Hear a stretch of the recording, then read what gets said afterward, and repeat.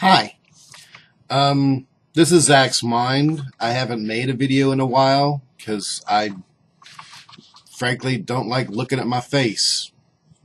But I'm going to make this one, and been meaning to do something like this for a while. See if you understand where I'm coming from on this. Okay. This is science. See if you can see that.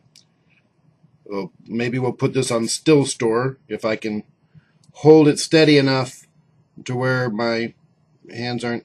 Okay, so you got a gist of that. Hopefully it's clear. You can get an idea. That's my really bad handwriting. Wait. There we go. Okay, that's science. What I mean by that is there's clues that I don't know if you can read. Clues here, okay? Clues here, and those clues, when you look them over as a crossword puzzle of any sort, this is the Commuter Puzzle by Jacqueline Matthews. You can find it in most newspapers. It's syndicated by Tribune Media. This particular one was for August 31st, but it doesn't really matter. That's not the point. The point is, science is when you actually look at the clues and you look at reality and you take the clues and you go, okay, these are the facts, and you fill the facts in until eventually you understand the grid. The grid, metaphorically, being the universe. Now, our universe is a pretty frickin' big grid. I understand that.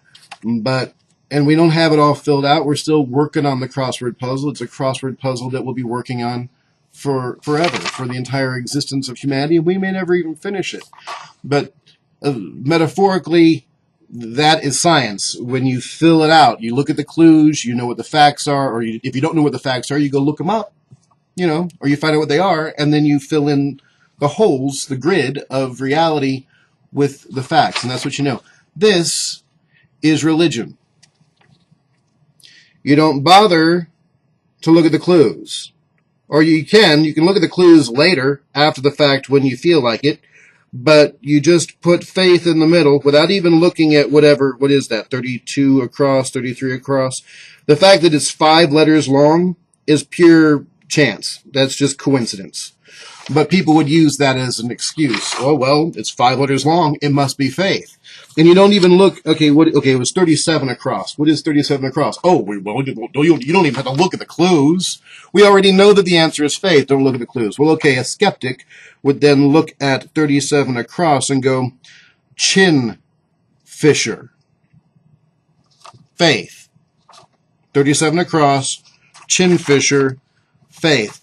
Well, science found out that chin fisher is another word for cleft, okay? But religion just accepts it as faith. Without, obviously there's something wrong with the clue. Because we know the answer is faith. That's religion. Do you understand where I'm coming from? That a scientist would look at the clues and then find the facts to match the clues and then fill out the grid so that eventually you get a grid that actually, kind of... And sometimes you might get things wrong. I might have something wrong somewhere on here that doesn't fit the clues properly, but it worked for me. But later on, I could... I used erasable ink. Or you could use a pencil so that later on you can change it when you find out that you're wrong.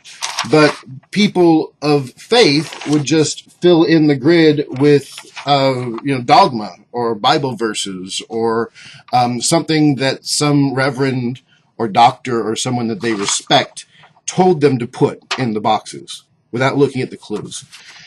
And they would eventually get, jumble pucky all over, and the letters wouldn't make sense after a while, but they would live with their grid like that, pretending it was like, well, I got all the holes filled. Yeah, but you filled them up with faith and dogma and stuff that doesn't even fit the clues. Well, the clues are wrong. The reality is wrong. So that's exactly what eventually belief leads you to. When you study these religions, they don't speak of reality as it is. They don't speak of reality as it is. They speak of reality as they believe it should be. And then they speak of another reality, a whole nother grid that science can't even fathom because it can't prove it's there, and that's the grid of the afterlife, the existence you're going to have after we're all dead. And that grid can look like anything, because it doesn't even necessarily have to be squares. You know, it could be upside down.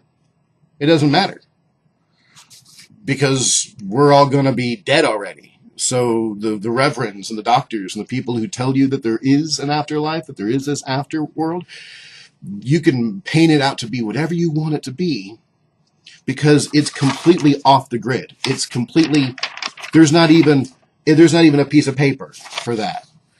And whoa, I just confused my camera. The blank piece of paper.